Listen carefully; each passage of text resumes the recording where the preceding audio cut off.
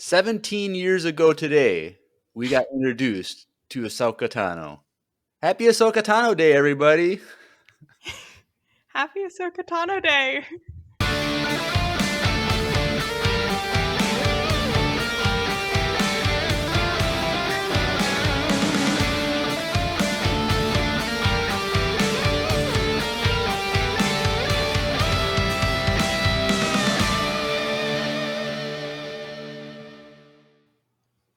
Everyone, welcome back to another Comics with Grace-tastic episode of Empire Radio. I'm Jeremiah. I'm Drew. And I'm Grace. And we are back with Comics with Grace number 5, which is part 2 of the Qi'ra comics. Yep. So I had no idea we were that deep into Comics with Grace. So yeah, this is number 5. But if you have not listened to part 1, that was like before, what's the show we just watched? Skeleton Crew. Go check that out because this is a really fun, interesting comic series. And so this is part 2. And we don't know when we're going to do number 6 because we got jam-packed schedule through like end of June. So that's kind of sad because comics are fun. But this might be the last of this format. We might be switching it up moving forward with all 3 of us reading the comics and then kind of maybe doing like a book review. But that's a long way out. So if you have any recommendations for some comic series that we could go over next, let us know in the comments on Spotify or in the Discord, and we'd love to hear them. But I see what you did there, Jeremiah. What? Let us know in the comics. I didn't say that, but that's what it sounded like. I should have. You stole mine. You stole it.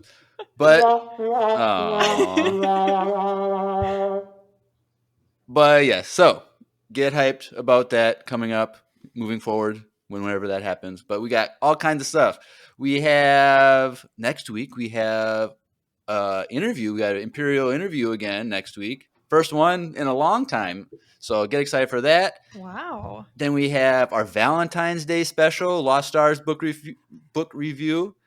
And then we have our 5-year 300th episode after that. And then we were going to do EU March Madness. That's going to be delayed 2 weeks because our best friend Andrew is moving and he doesn't have time to do podcast stuff. So after that, we're going to do an International Women's Day special maybe that week. We'll see because I talked to Grace. I forgot to tell Drew because he was on late. But okay. We're doing that special for that. And then, don't sound so sad, Drew. No, I'm just like surprised. Don't worry. We'll do an International Men's Day episode 2 if you want. I'm okay. I think we're good. But yeah, we got all kinds of stuff planned. Then we have Star Wars Celebration. Wow. And then Andor. So we are super excited for the chat Ewoks. No, not in the schedule yet. But we're excited. We're excited for all this stuff moving forward. So hopefully you are too. But we're here for Comics with Grace. So Grace, yes, we are. Might as well take it away. If you're not watching on YouTube, go over to YouTube and watch the awesome PowerPoint presentation that Grace has to follow along. A lot of fun. But yeah. Let's go over a little recap of part 1 and jump into part 2. Yes. Okay. So, as Jeremiah has very helpfully teed up, this comics presentation is going to cover the 5 issues of the Hidden Empire comics. The Hidden Empire comics was like a different comic run, but it directly follows up on the Crimson Reign run that we covered on the last podcast. And therefore, in order to make sure we're all on the same page about what's happening in the story, I thought I would just go through this quick recap. Basically when we left Qi'ra, she was just like on the precipice of like truly launching her fight against the Empire. She was like reuniting with all of her Crimson Dawn's troops and giving everyone this rallying cry about the importance of taking down Palpatine. But just like a quick reminder of like what was even happening in the story to begin with, Qi'ra, who we might know from Solo, we find out in these comics was trained by Maul and took over Crimson Dawn after his death. During this training process, Maul told Qi'ra about the evilness of the Sith and Palpatine's true identity. And as a result, Qi'ra has been working in the shadows for years using the resources of Crimson Dawn to like take down the Sith and weaken the Empire. And her plan to do this, because she knows she can't like take on Palpatine and Vader alone, is to use this ancient Sith artifact known as the Fermata Cage. I potentially spelled that wrong, but we'll see as we continue if the spelling stays consistent, in an attempt to capture and kill Vader and Palpatine. And so the last issue of Crimson Reign leaves off with like Qi'ra revealing her plan to Palpatine and Palpatine kind of launching his own offensive against Qi'ra and the Crimson Dawn. So I am just going to quickly go back through my slides so that we can recap the main characters in this series, because there are a lot of them and it's easy to forget. Obviously, Qi'ra, right here in the upper left, our heroine.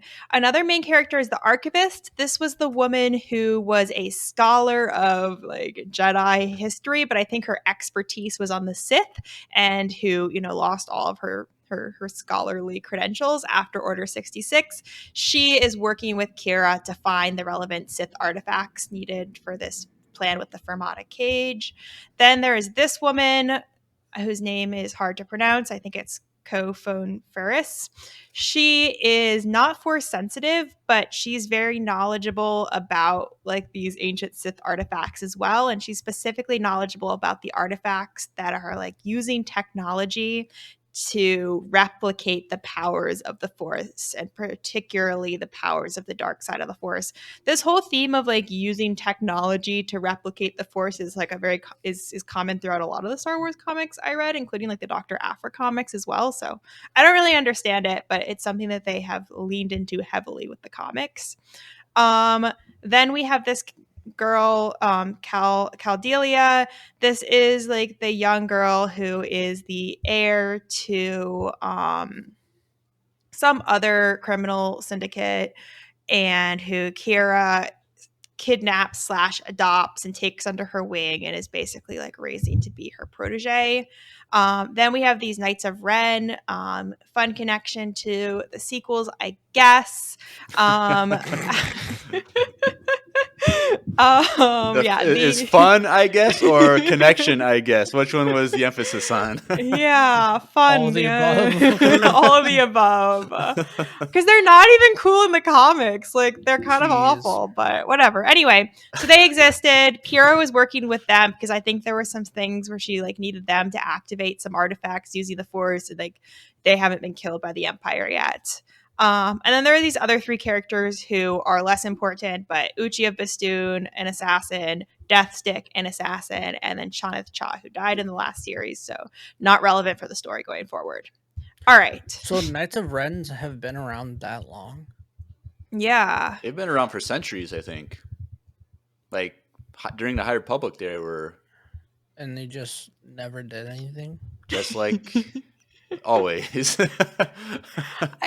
I mean, I don't know what you guys know about the Knights of Ren, but based on the movies and then like reading these comics, it seems like their whole thing is that they're force sensitive, but not that force sensitive, which does kind of explain to me why they're super ineffective as warriors. Yeah, I mean, in the movie, it was like we didn't see them do anything. I still remember that first trailer for episode 7. We see them like in the rain, and everyone got hyped. And we're thinking they're gonna be the coolest bad guys ever.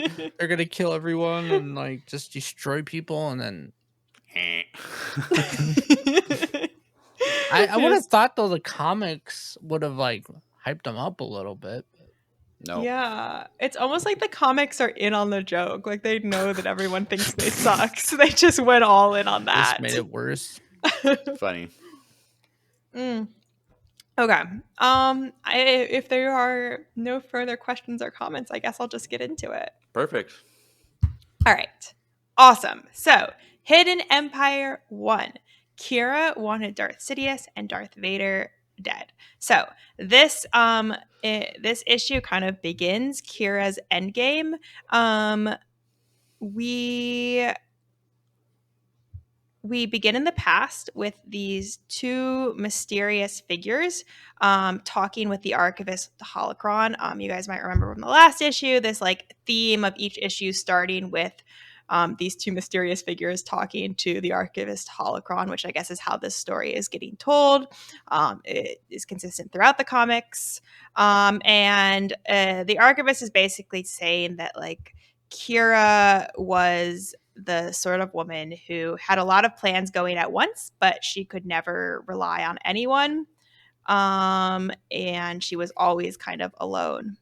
It then talks about how Qi'ra felt like the key element of her plan, as I've kind of already talked about, was to use this ancient Sith relic to take down Vader and Palpatine. This plan she had developed through her partnership with Maul, who I guess was knowledgeable about these relics. Of course, though, the issue with Qi'ra's plan was that she didn't have access to a powerful dark side user. This is what the archivist is talking about here. And in order to like activate this relic, she needed like an intense, I don't know, addition of the dark side into the relic. So she had to come up with this like alternative, which was to use this woman who I was talking about earlier, Ferris or something, to use technology to imitate the dark side to be able to activate the Fermata cage. So, again, how she's able to replicate the dark side, not really clear, but Qi'ra knows that she needs the dark side, and for that reason, she's recruited this Ferris character. Okay. So then the story flashes to Palpatine. He's talking with all of the Syndicate leaders, and he is not happy. He's explaining to them how Qi'ra basically lied to them and manipulated them and got them to go with war with each other in order to distract and weaken the Empire. Question. Sorry, this takes place between which two movies, or was it before the movies? This takes place... Great question. It takes place between 5 and 6. Okay. Yeah. Oh, wow. Yeah. Oh, yeah, because I remember we were talking about how that last Star Wars video game works with the crime syndicates during the same time between... Yeah, I remember this now. Okay. Yeah. Perfect. And it like so makes Maul's the story... still around, huh? No, he's dead. Those are flashbacks. Yeah, he would have... Oh, that was a flashback. I was going to say he would have to be dead. Yeah. Yeah. Because in the first one, yeah. He looked really cool. He did look really cool. Also, Qi'ra's cool. like dagger sword things look like pirate swords. Oh, with the hilt on it? See. Yeah. Like in the first image. Yeah. Oh, yeah. They have like the finger blocks, like Captain Hook's sword. They're really cool. I love how they kind of like look like lightsabers, but they're different because she's not a Force user. Yeah, I would like that outfit. You know, you have everything. You have the cape, you have the holster, you have the swords. You're ready for action. Yeah, okay. Like maybe you should do some cosplay again, but like your roots have, and yeah, that'd be a cool one to do. I would love to, but like I'd have to find somebody who made it. Like I couldn't make that myself. It's too complex. You could figure it out. You could also find someone to do it pretty easily, I think. Yeah. Okay, maybe this summer. That will be my, self-reward after some hard work. Perfect. If anyone knows somebody who has, a business of making cosplay costumes, send them my way. If anyone knows an intergalactic fashion designer, let us know. Slide into our DMs. Can make me this custom Qi'ra outfit. I'm interested. I'm willing to pay. I'm interested. Etsy, the chat's saying Etsy. Yeah, I know Etsy. Trust me, I've looked on Etsy. If you can, like a specific person on Etsy, though. All right, we'll let you know. Okay. If you're moving to California, I feel like you'll be able to find someone. I'll walk the streets showing this image. Yeah. Who can make me this? I'm desperate. Oh, okay.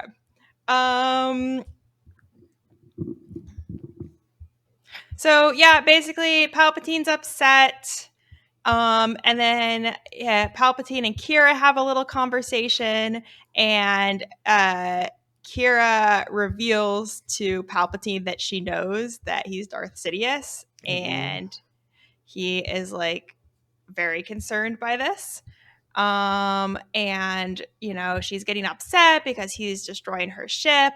And then as Kira's talking and getting him all like wild up, and the Crimson Dawn is taking heavy losses at the expense of the Imperial fleet, Palpatine is like, I feel a disturbance in the Force. And he says, Maul taught you to cloud your mind, but I will know what you have done.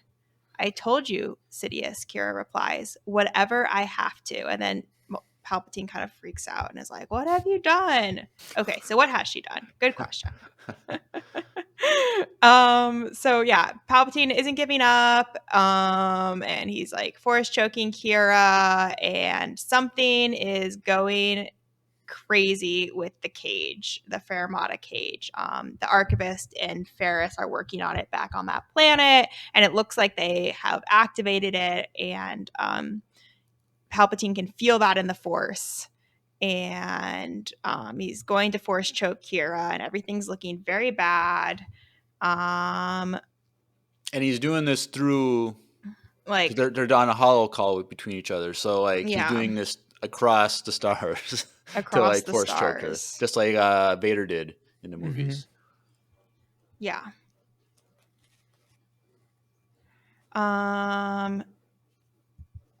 So as Qi'ra reveals her plan, like Qi'ra refuses to reveal her plan to Palpatine, and he ultimately decides to just like he kind of like figures out what is going on and lets her live because he realizes he still needs her in his greater plan. And Qi'ra, like as this is happening, basically like the majority of her fleet gets destroyed. But she doesn't seem too fazed by that. Meanwhile, and we'll get back to why. Meanwhile, Palpatine and Vader have a discussion, and they're talking about how they both felt this disturbance in the Force. And Palpatine's like, Vader, I need you to go and handle it. And he's like, no problem, Master. And then Qi'ra ends the issue looking kind of smug. It turns out that Palpatine thought he thought that she was on this ship that was destroyed, but in the end it was all a fake out. She was never on that ship. She was with her like actual fleet, not this decoy fleet that was destroyed. And she feels more ready than ever to use the cage to take on Vader and Palpatine.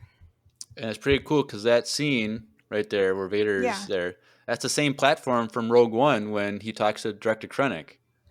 Whoa, cool. I didn't even notice that. You're right. That's pretty cool. Wow. At his fortress on Mustafar. I feel like it's also the same. It looks kind of like the Snoke giant head effect that Palpatine's doing here. Oh, yeah. Which is consistent because they're the same person, so. Yeah, interesting. Okay. He also did that in episode 5 or 5 when he says that the son of Anakin Skywalker type of thing. Yes. Miles started watching that movie for the first time today. Yeah, how'd that go? Good. He loves the whole dad part. Aww. Luke, I'm your father. How old is he? 3. Oh, and he can already like understand everything, or like understand enough to know that that's he's been important? spoiled. How about that? Yeah. He's around a lot of adults. That's cute. Usually how it works with a 3-year-old. No, they're not left unattended with a bunch of kids. Like, I'm saying like the adults. difference between like a firstborn and like if you have like 3 or 4 kids, because the kids don't interact with each other, but like with him, he mostly interacts with adults. Like today, we went to my coffee shop.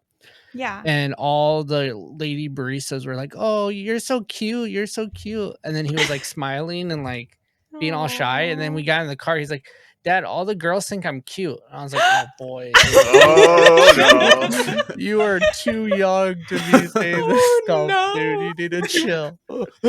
Oh no. That's okay, but that's cute. I see why the ladies like him.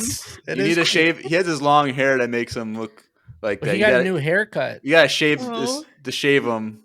Get rid of those cute locks that he has. Yeah, now he has like a bowl cut, so he's he's pretty cute now. Dang, chat. Tanner, he'll teach you some. Don't worry. All right, moving on. Yeah. Okay. Okay, we're on to Hidden Empire 2. Like, the stage has been set. Vader has set out to destroy the Crimson Dawn, and Qi'ra is planning her next move at Dawnfall Base, which is where her like actual fleet has been hidden. Meanwhile, the Archivist and Ferris are still working on the Sith technology plan. So, per usual, this issue starts out with some holocron content. You can probably start to guess who the two mysterious figures are. I don't know if you guys have a guess. Because this takes, like, they're telling the story of everything going on, right? Mm-hmm. Is that what it is? And so this is after everything is done? Yeah. I don't know. I feel like you said I should know it by now, maybe. I don't know. No.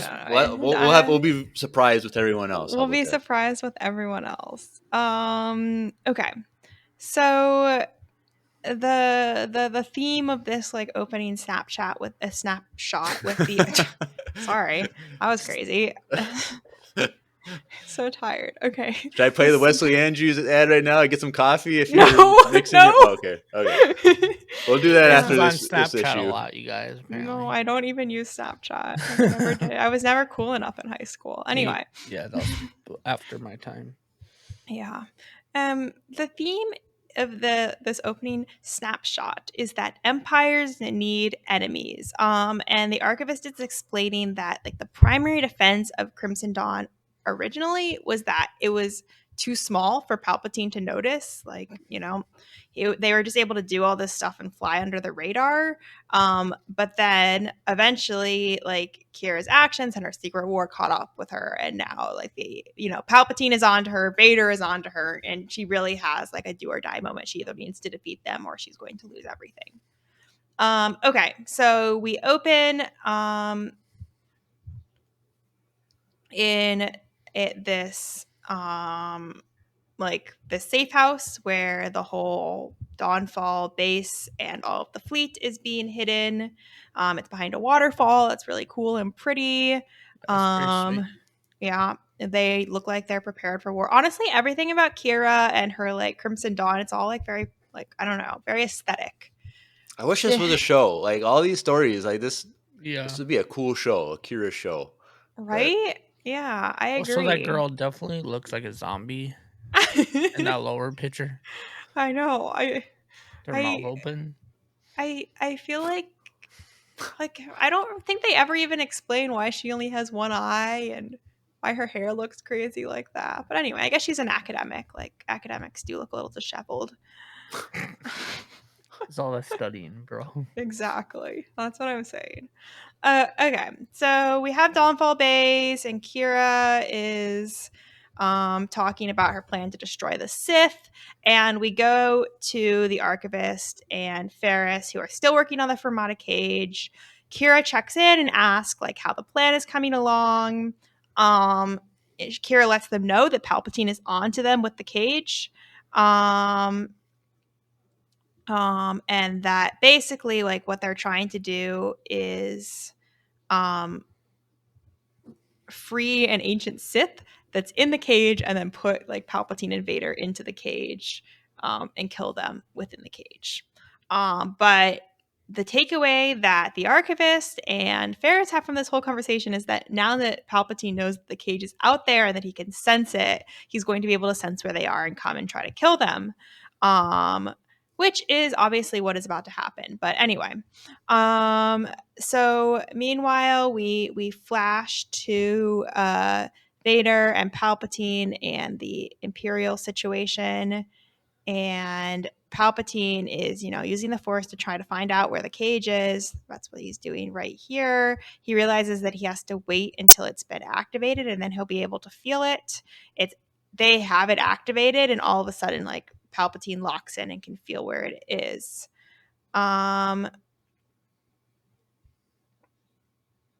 And, then we have this little image where everyone seems to feel the cage and its activation. And Palpatine starts force choking the archivist and Ferris. And he is like, I know where they are. I know where the cage is. It's going to be okay. You just need to go and get them. And I think I'll read this little quote from Palpatine because it gives us some key lore on the cage, which is honestly kind of confusing, but this is how Palpatine defines the cage. The Fermata cage was a trap created by an ancient Sith Lord. You know his name, in fact. He designed your fortress. It was used to set people, even places, outside of time. They could then be recalled to the now, as if no time had passed. Could it have been used to seal away a Sith? Yes. Was it? I do not know. So I actually think here that like Palpatine is understanding of what Qi'ra's plan is, and what Qi'ra's plan actually is a little bit different. Qi'ra's plan is just to use the cage to seal the Sith away, but I think Palpatine, as power hungry as he is, sees the cage as this opportunity to unleash the ancient Sith and like harness his power or something. So, Or anyway, also to do what he wanted to do in Rebels season 4 and go enter through the world between worlds to time travel. yeah. So if he Oh, could use it to maybe time travel somehow, maybe that's his plan B, since plan A was foiled by the Rebel crew. But wow. Yeah. I didn't even think about that. Yeah, you're right. That's definitely probably something that's on his mind. Mm. yeah, that's a cool idea. Makes sense. If I was Palpatine, I'd want to do the same thing. Okay, so the Archivist and Ferris turn off the cage, but it's too late. Like Palpatine knows where they are. Okay, so we then flash to Qi'ra. She hears the news and she's remarkably calm about all of it. She like seems to think that everything is going to work out. She tells them to keep working on it, the cage, and like get it ready, despite the risks. But at this point, it's basically too late. The Empire is like showing up at the planet where the cage is. So the Archivist and Ferris are basically being left to fend for themselves unless Qi'ra can come up with a plan. And throughout all of this, she's having this like little conversation with Cal Delia, and she's telling her that you're my last hope. And like it's just another one of these little breadcrumbs throughout the series where it seems to imply that Qi'ra wants this girl to be her protege, but we're not really sure why yet. The Archivist is basically like, you need to send somebody to help us if you want the cave to survive intact. Like, we're not going to be able to take on Vader. And yeah, Qi'ra's like, I'll figure it out. Which brings us to our next issue. I do potentially realize that I spoiled the outcome of this issue in my summary of the main characters, because this issue does bring in a character that I said was dead, but is actually not dead until this issue. But anyway, here we are. Is this the halfway point? No, let's just do this one and then we can be at halfway. Oh, okay. Yeah, I'm building some momentum. So this is issue number 3, and it tells basically the story of Chonith Cha and her last stand against Darth Vader in order to protect the Fermata cage. Qi'ra is like sad to let her sacrifice her life, but is willing to make her sacrifice, let her sacrifice happen in order for the greater good to be protected. So basically, this issue starts off with another conversation from the Archivist. This time, she's telling the two mysterious figures how she survived the whole ordeal, and I'll just read what she has to say because it's kind of nicely worded. She says, I had the misfortune to be near Darth Vader more than once. He radiates a particular dark energy, but he is also other. Like whatever drives him is completely removed from motivations experienced by other beings. Do you know the feeling you get when you hear a story about an animal eating its own young? That's what being in Vader's presence felt like to me.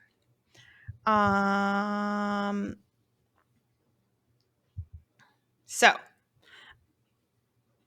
basically, Vader shows up at the planet where the cave is, and at the exact same time, Chonith Cha, one of the lieutenants of Qi'ra, and her whole team shows up and takes on Vader. And this whole issue is pretty short, and it's mostly just a fight between this character and Vader. It turns out that that Cha has this backstory with Vader where he like killed her family, and she's spent her whole life trying to get revenge on him. And they are able, like, they're briefly able to distract him using like electricity and keep him away from the cage while the archivist and Ferris get out of Dodge. And then Cha is like keeping him distracted by having this fight. She keeps saying that like what her name is, like what her story is, and Vader's like, I don't remember you, like I don't know who you are, I don't really care. And then ultimately he kills her and like yells, I am Darth Vader, which is pretty epic, honestly. That is kind of funny to mock her like that, to say who he is like that. Yeah. But so she has like a force field, like would you say it was like an electric force field, or what was? I guess it kind of looks like it's never really explained. It looks like the force field that goes around those droids, like the droidicas. Yeah. Okay. It's kind of weird that we don't see more of that, like the technology from droidicas as people have like on their belt or something. Though, like, yeah, it's one of those things in Star Wars where I don't know, it would be more people useful could be than I using feel it. like. Yeah. Especially like the Rebels, if they were able to do that. Yeah, but it's one of those things in Star Wars doesn't always make sense. I agree. Anyway, so then we, they've escaped. We flash back to Dawnfall Base where Qi'ra is continuing her mentorship of Caldelia. She's asking Caldelia if she understands why she like refused to send in a rescue for Chonith Cha, like why she like let her sacrifice her life. And Caldelia is, pretty smart. She's like, I get it. You didn't want to waste your resources. And Qi'ra's like, that's correct. And then she's like, there's another thing that I want you to understand. And I think this is like, this little exchange tells us a lot about Qi'ra's character. She says, Chonith Cha believed her life was a story, one she was writing. She thought she knew the ending. She was wrong. Her life was a story, but not the one she thought. As it turns out, she was just a character in mine. Oh, dang. Mic drop. So yeah, I don't know what you guys think about that. I mean, I think it shows that Qi'ra as a hero is like kind of complex. Like she's definitely out to do the right thing, but she doesn't, she's out for herself at the end of the day. She's out to do the right thing for herself, and she doesn't necessarily have incredible loyalty to anyone else who's on her team. She mostly sees them as beneath her. Yeah, it's kind of, you're right, complex, where she's trying to do the right thing, but she's also selfish and kind of not nice. But that is interesting that like she thought she was her own story, but she's just a character in mine. Like that's pretty cool line to have. Another great mic drop. And then just like off on the side, we see the archivist and Ferris escaping. But I think at this point, Ferris is like, I've had enough. Like, let me get out of this mission. I don't want to be involved. Too many people are dying. And the archivist, who's like, now she's become a true Qi'ra loyalist, is like, that's okay. Like, I'll drop you off and I'll finish this myself. And we'll see how that plays out, because Qi'ra's now going to need somebody else to help her activate the cage using the Force. So I wonder who that could be. Okay. Now I think it would be a good time to take a break. Well, if you look at that previous slide that she had where she's telling how she's her main character, she's drinking a hot beverage with Caldelia. Whoa. And if you're, sacrificing characters in your story for your own story, and you're trying to raise up a protege child what better way to do that than to drink a hot beverage from Wesley Andrews Coffee and Tea out of Minneapolis, Minnesota. So if you like a hot beverage, take a listen to this commercial break. Hey everyone, Andrew here. I'm pleased to tell you that the sponsor of today's episode is Wesley Andrews Coffee and Tea. If you don't know anything about Wesley Andrews, you definitely should. They're an award-winning coffee roaster and shop in Minneapolis, Minnesota, and they make fantastic coffee. The awesome thing is that whether you live in the Twin Cities or not, you can get their coffee beans delivered straight to your door by ordering them online. They even have a subscription service that ensures you never run out of amazing coffee. If you've been looking for some new coffee to try or a way to elevate your normal coffee routine, now's your chance. Head over to wesleyandrews.cc, use the code EMPIRERadio, that's with a capital E and a capital R with no space at checkout, to get 15% off your first purchase of any bags of coffee or a coffee subscription. I can't think of a better deal. Get 15% off some great coffee, support a small business, and support your favorite Star Wars podcast. In the words of Emperor Palpatine, do it.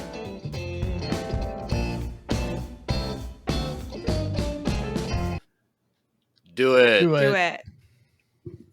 All right. Well, what else is going on in the life of Qi'ra now after she had her coffee break? After she had her coffee break. Yeah, it looks delicious. Great cup. All right, so we are entering the end game of this story. We do not start off with a look at what's going on with the Archivist and the Holocron in this issue.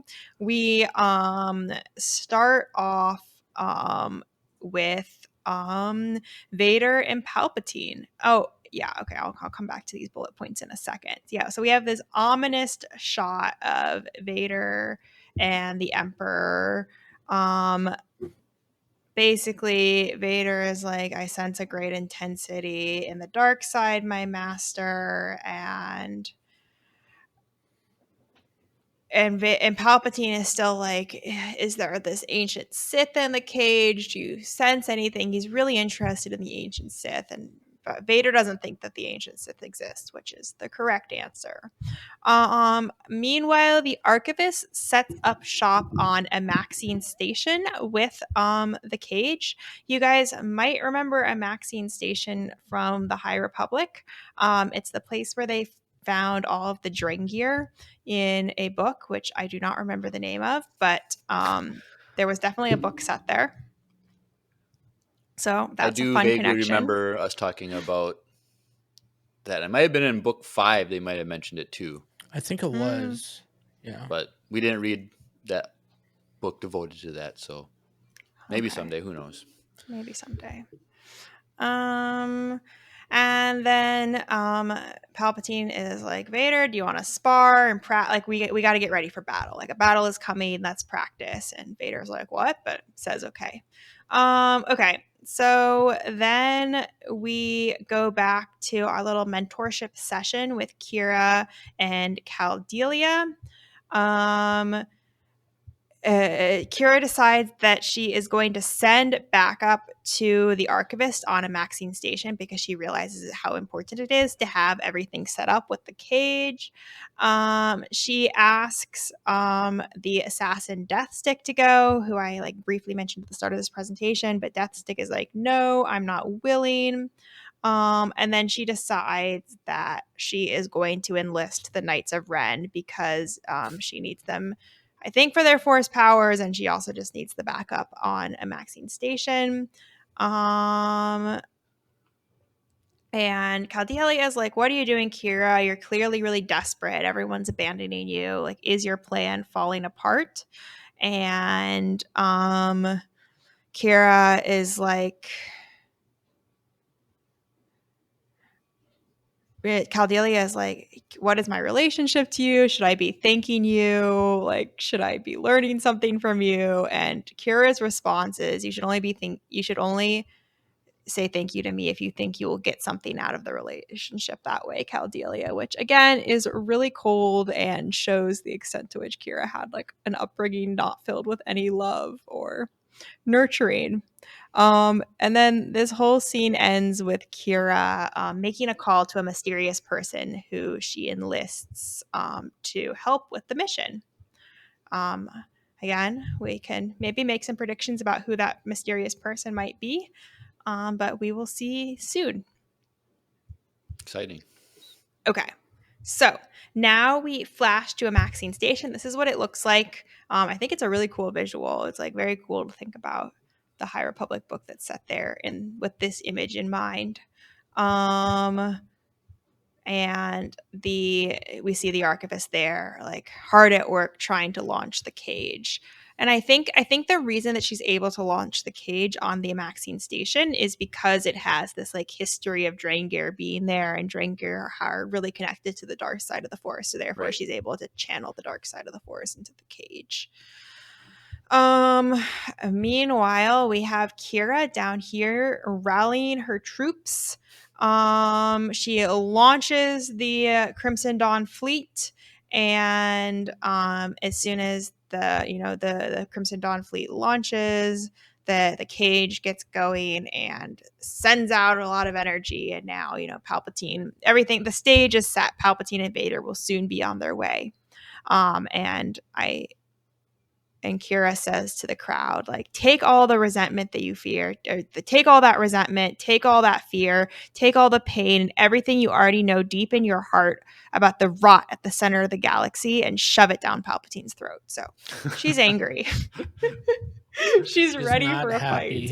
And I like how she's kind of using the like language of the dark side. Like, I don't know if she learned that from Maul or if it's just a coincidence, but yeah, I thought that was a nice little touch.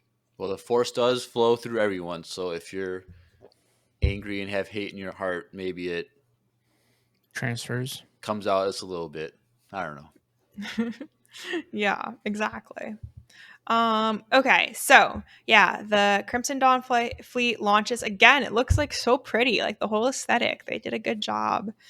And the archivist is like powering up the cage. It looks like it's kind of getting out of hand, but it's going.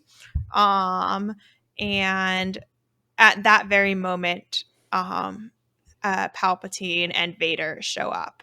And Palpatine says, "Do you sense it, my apprentice?" And Vader responds, "Yes, my master. The Fermata cage is opening."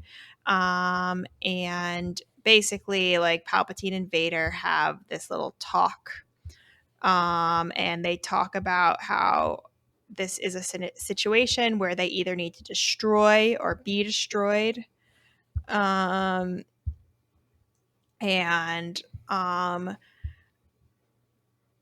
Palpatine realizes that the threat is pretty serious here. Like, he thinks that there might be another Sith that's going to emerge from the cage. He knows the cage can put them in peril, and therefore he decides, like, this is a problem that we need to handle ourselves. And like, this is his mistake, obviously, because he doesn't realize that Qi'ra is trying to trap him in the cage. So he and Vader actually go down to the Amaxine station, get out their lightsabers, which is cool. We don't ever get to see Palpatine with his lightsaber. We never get to see Palpatine do this. We see him in Clone Wars when he fights Maul and Savage, and then Episode 3, and that's it.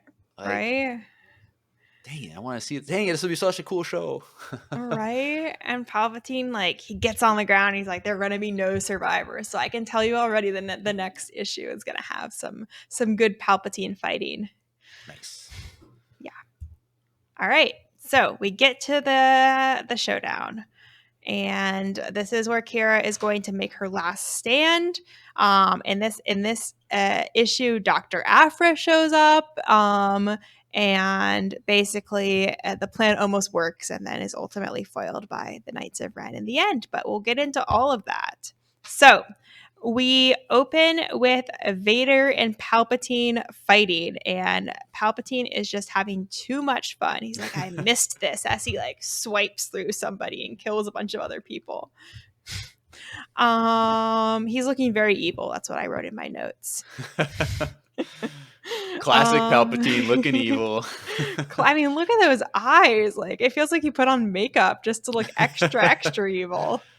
Gosh.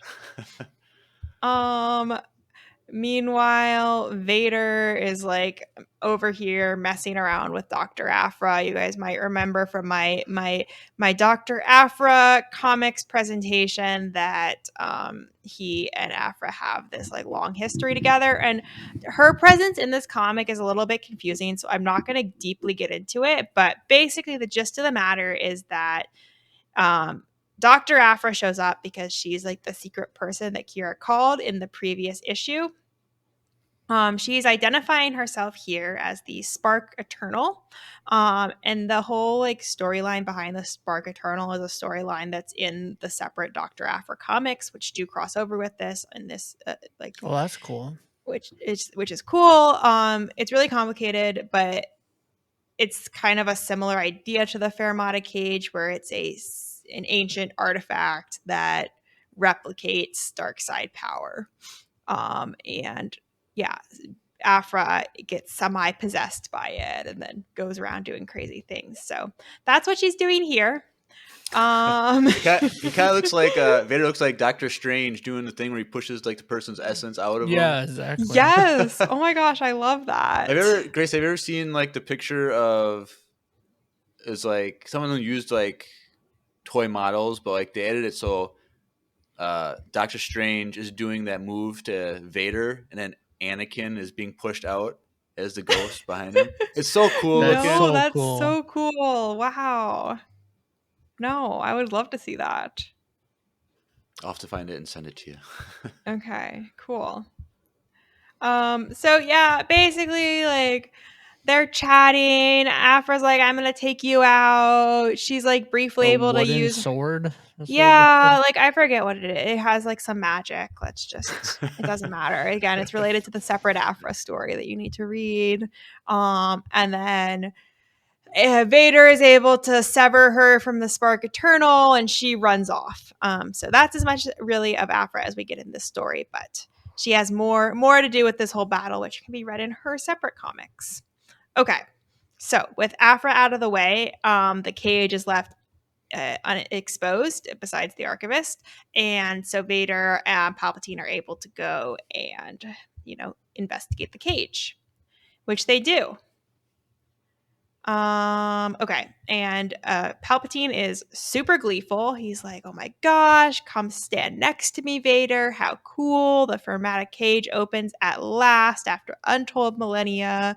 And here we stand, the Dark Lords of the Sith, ready to face whatever power was locked inside. We will know, Lord Vader.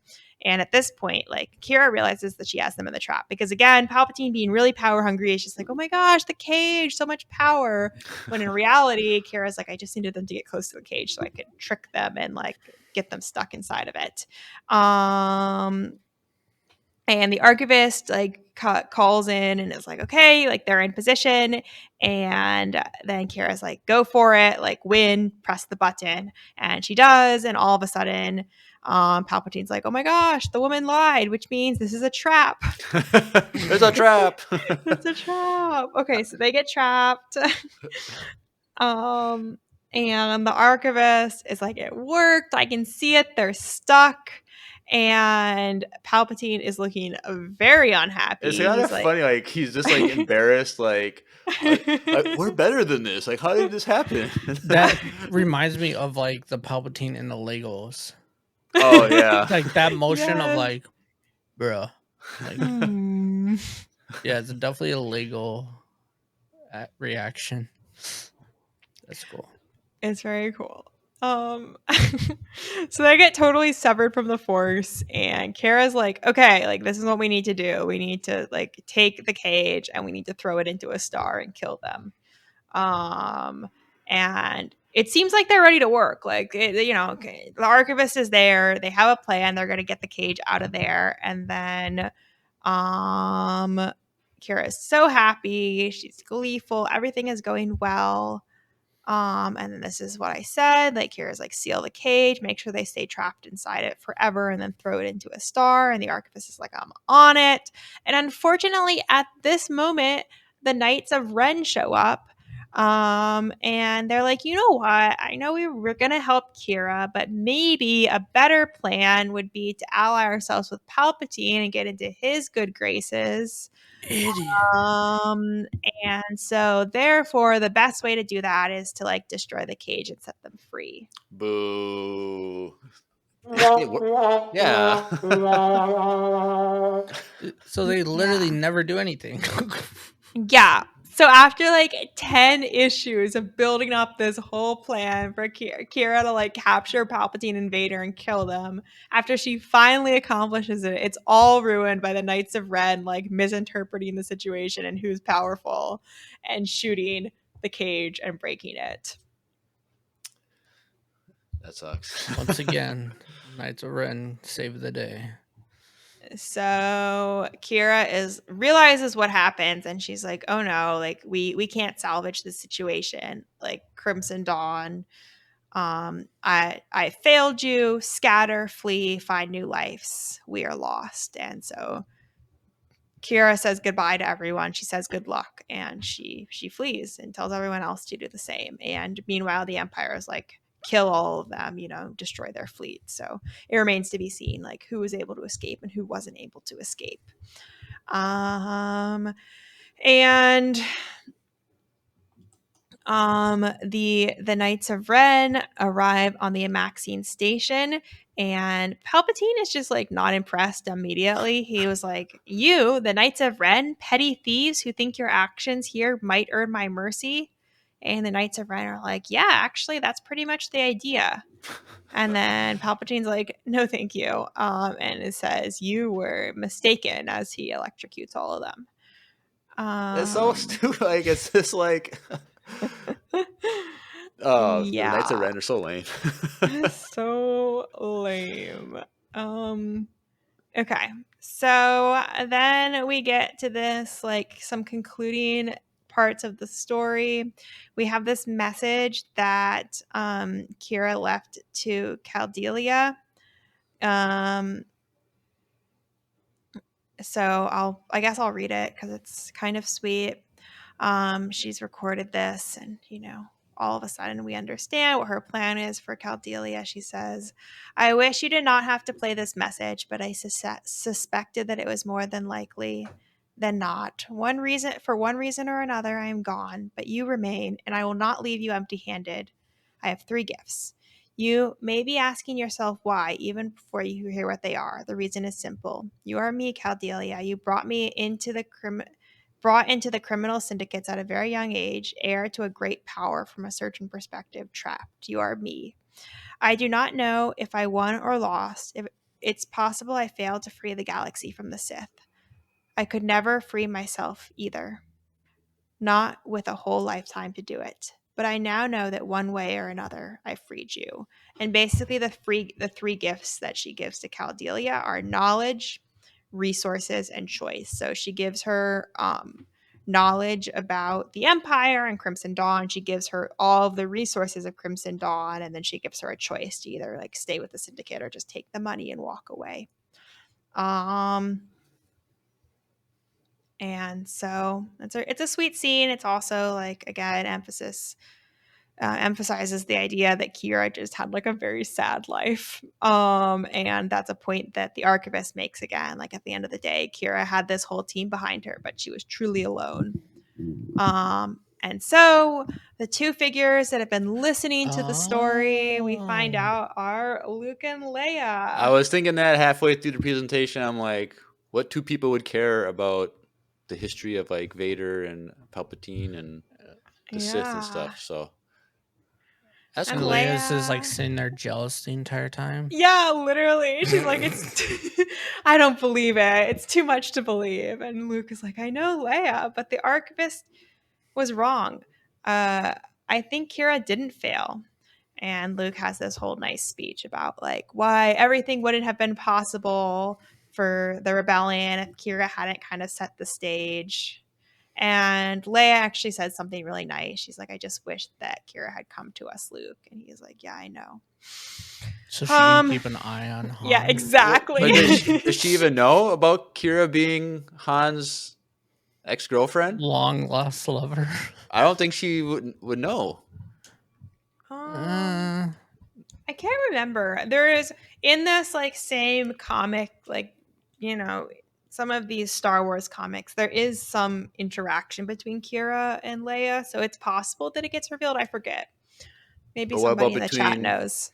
Qi'ra and Han? Do they see each other again? Yeah, they do. Because I know like she has him in Carbonite at one point.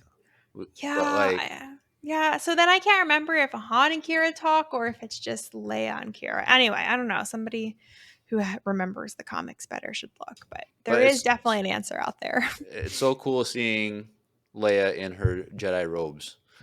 Oh my gosh, yeah. For some reason, that never even registered with me, right? With the lightsaber too. Mm-hmm. Yeah, because it has that. Looks like I would have to look at it closer when I edit this, but like she kind of has like that, like a reddish hue to the metal. It kind of looks like that a little bit. The one that we see with Rey gets in Episode 9. Mm-hmm. But Yeah. like, so this would have been like her as a Padawan still in a sense, because when she finished her training in that scene that we get in Episode 9, that's like, this is the end of my Jedi, journey. So this is Padawan Leia right there. Wow. That is cool. And how come Luke looks younger than he does in the movies? The Force keeps you young. I don't know. They both look pretty different. Like, yeah, Leia's mouth and eyes are weirdly shaped. You know, she looks like an anime character. She does look like an anime character. Oh my gosh! Thank you for saying that. Yes. It's in a cool way, but definitely does not look like the Leia we know.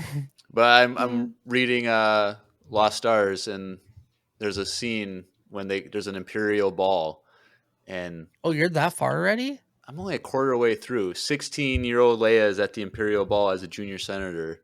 Oh, it's kind of funny to think about. That's so cute. That's still pretty far though. You're like a quarter of the way through. If you're interested in the young Leia story, there is some sort of like Leia Princess of Alderaan or something book where she has her own pre-Han romance. Mm-hmm. And there's it's called Bloodline.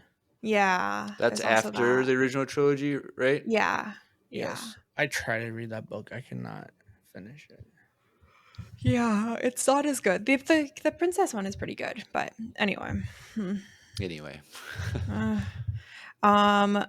This is the last scene of the comic. We flash to like post Empire's defeat, and we're in this bar or canteen, and everyone's celebrating. The Empire is gone. The Rebel Alliance did it. I can't believe they freed the galaxy. And we just have like Qi'ra sitting in the corner drinking alone.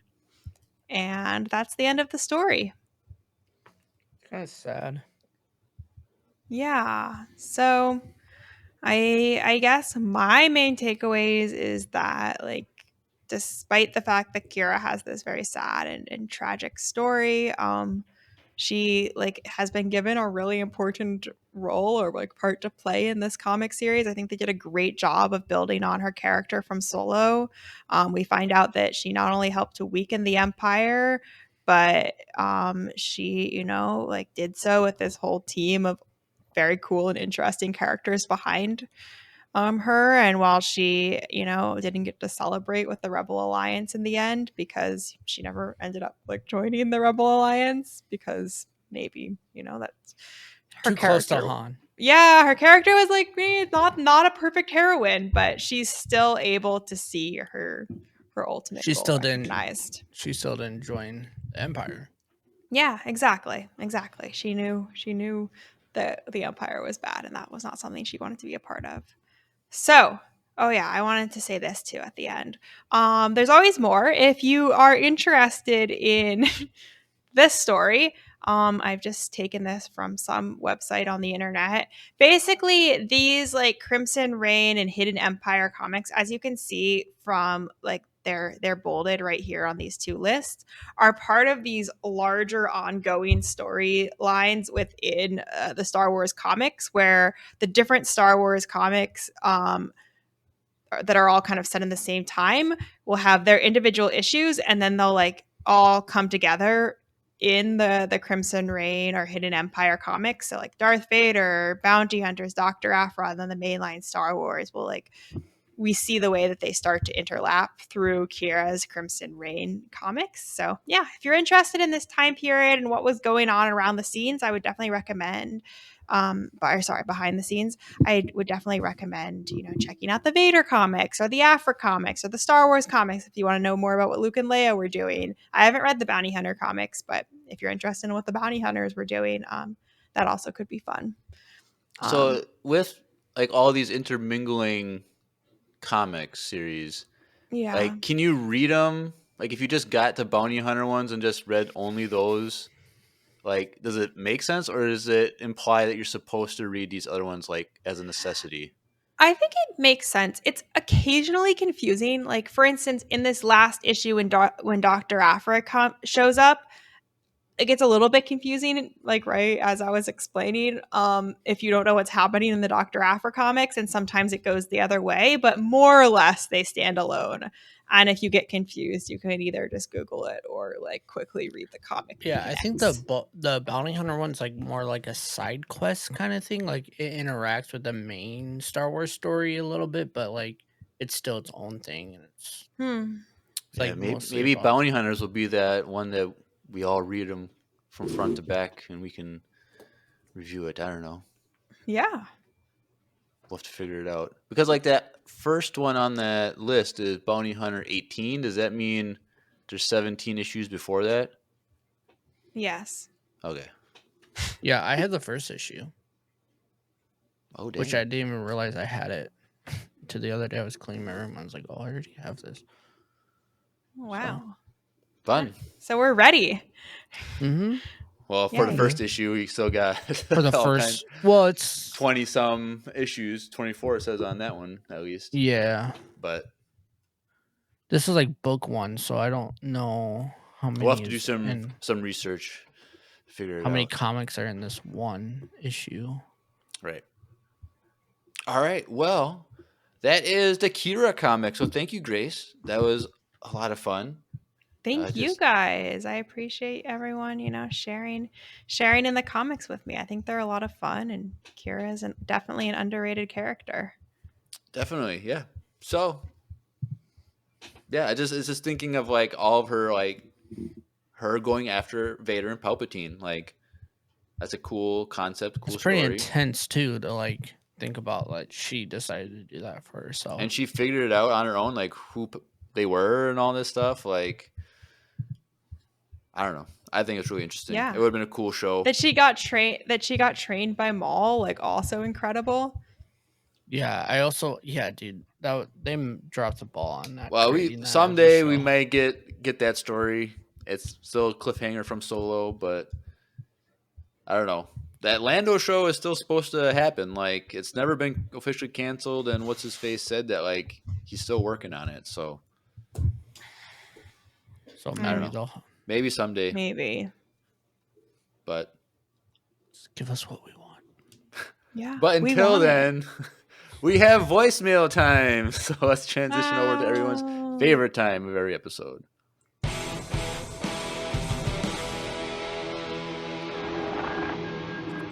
It's voicemail time. All right. Well, unfortunately, we only have one voicemail tonight. By the skin of our teeth, the streak is still alive. Next month it is 4 years straight with having at least one voicemail a week. So, wow. Yep. So, of course, the story has to continue in the coup d'etat verse. So Garrett is back at it again. Last week, he said that they discovered the base of the resistance on Dakar, and so this is just picking up the story from right there. So let's take a listen. Hey, Empire Radio, it's Garrett. We arrived at the car not too long ago, but we have supremely underestimated the abilities of this resistance force. Apparently we did no reconnaissance whatsoever, and as soon as we entered the atmosphere, we took heavy fire from multiple ion cannons. I counted about 10, which allowed them to create sustained fire, as once the last one finished firing, the first one was ready to go. This strategy was brilliant, and it took down our shields in no time. We scrambled the fighters, so I hopped into my N1 to assist. I attacked one of the ion cannons, but got hit by some of the support cannons defending it. The hit took out my repulsors, and I crashed in the forest. I covered the N1 in foliage so we can recover it after we capture the base, but it's not looking so good. I looked up and saw our primary dreadnought fleeing, and one of our support destroyers going down engulfed in flames. This is absolutely insane and really caught us by surprise. I'm currently making my way through the forest in the general direction of the crash to see if there's any troops I can rally together. As for the dreadnought turning away, I assume Empress Palpatine realized we're outmatched and is retreating to return with more firepower. So all we have to do is hold out until they come back. Speaking of comebacks, do you think Jabba will make a comeback in Season 2 of Skeleton Crew? I think there's going to be a new big bad in Season 2, and Jabba will realize there's more to life than just money and actually help out. But that's just what I think because Disney's controlling the show. What I kind of hope happens is a new big bad comes into play and raids the place where Jad is being kept, or Jad meets someone and befriends them while being held by the New Republic, and they hatch a plan to escape, and Jad ends up falling even further off the deep end, and him and his new partner will try and take Ad-Atten back.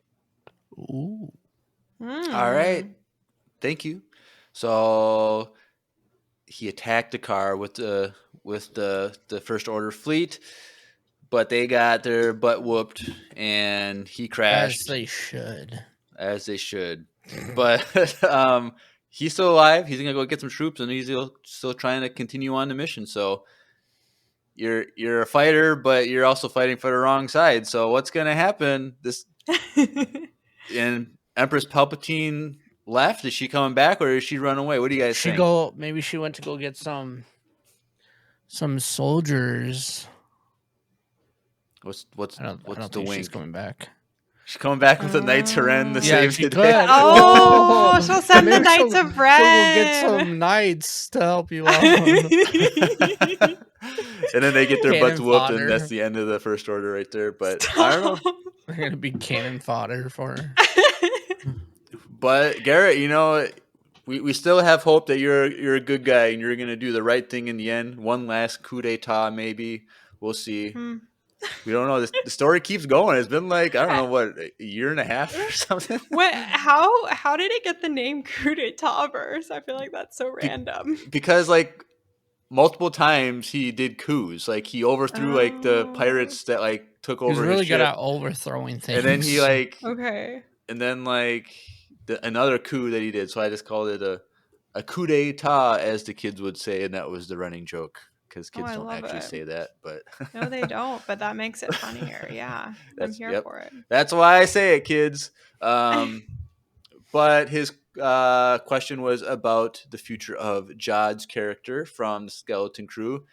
Is he gonna be good? Is he gonna be bad? Is he gonna come back? What's he gonna do? He seems to suggest that maybe Disney will Disneyfy him and whatnot. But there's also hope that he could continue to be evil and bad and try and retake Ad-Atten again. But I think that it's up in the air. It could go either way. I was gonna say I kind of agree with him. I want to see it the way he wants to see it. I think that'd be a really cool story arc that he's still mad and he wants to go take over Ad-Atten again. But I definitely can see him have a redemption story and save the kids. I just think it would be lame if he's just the main villain in the second season. You got to add someone else. So, hopefully Garrett's right that there's a new big bad that would be the antagonist. But it'd be lame if the kids had to, go against Jad again. Do we know for sure that they're making a second season yet? Have they confirmed it? It has not been officially announced, but they already planned for a second season. They just need to get a green light. So, I'm guessing we'll get that announcement at Sour Celebration, and we'll either get it announced as they're gonna do it, or it won't be announced, and then we'll never. I don't think they're ever gonna publicly say there's not gonna be a season 2. Correct. They'll just won't say anything, and then we'll assume that it's not coming. Yeah, right. Like the Book of Boba Fett. Yeah. Yeah. Who knows what's gonna happen with that?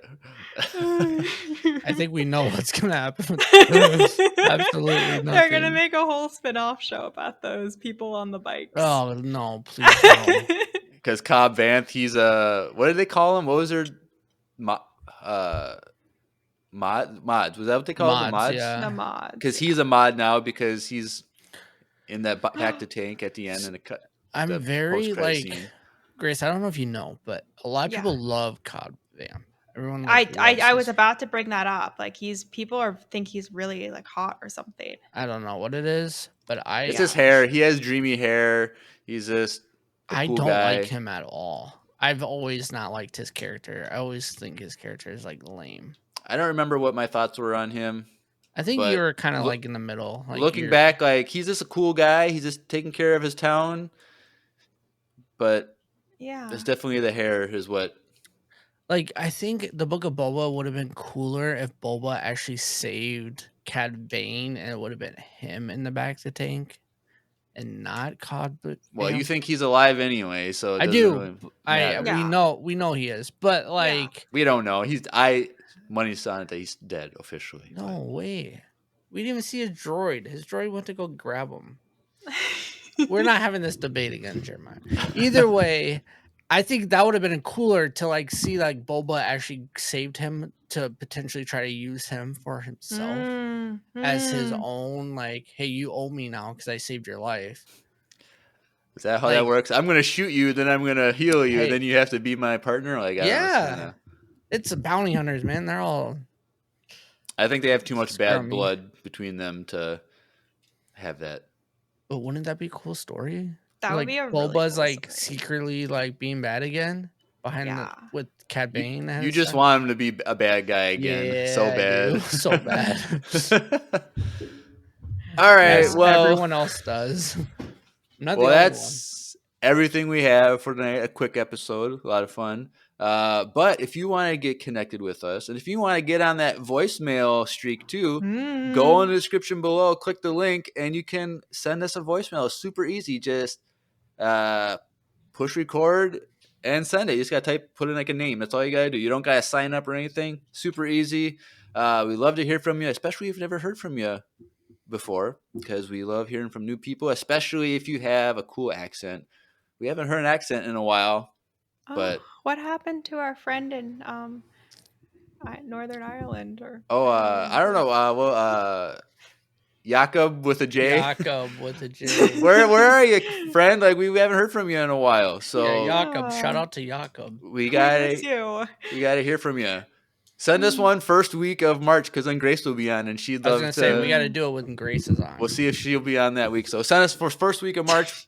Grace would be happy to hear you. But other than that, connect with us in a normal, friendly way. Yes. Yeah. Well, yes. Thanks, Jeremiah. Sorry. But yes, if you want to connect with us, follow us on Instagram, Facebook, YouTube, Twitch for live streams. Join the Discord. It's always fun talking with people with Star Wars. So go follow us on the Discord. Talk with people with Star Wars. It's a lot of fun. There's a fan email if you want to email us about anything. And we are also part of needlesslynerdy.com, which is an entertainment network that we're part of. So go check that out for other nerdy content. And then the podcast day. Oh, that's right. Next week is Star Wars podcast day. The 7th, is that what that date is? I think so. I think it's the 7th. But yes, every year, Daniel Contreras always puts us on and gets a network of all kinds of Star Wars podcasts on this to celebrate the first ever Star Wars podcast. That was in 1999. So that's pretty crazy that was how long it's been. Podcasting's been around. Yeah, that is crazy. But now there's dozens and hundreds of Star Wars podcasts. But yes, so go follow that if you want to go check out some other Star Wars podcasts, because there's a lot of great ones out there. A lot of small ones, not all big, but some of them are small, and that's just don't leave us. Just don't leave us, because we're the best ones, right, guys? For sure. Obviously, we love those other ones, but we're the Empire. Yeah, we're the Empire. But yes, anything else, guys? You want to go over talk about anything? I don't think so. No, I don't think so. This was fun. Yep. Thanks, guys. Yep. Thanks again, Grace. It's always a pleasure going over these comics with you. But you've been listening to another fantastic episode of Empire Radio. I'm Jeremiah. I'm Drew. And I'm Grace. And may the Force be with you. Always. Always.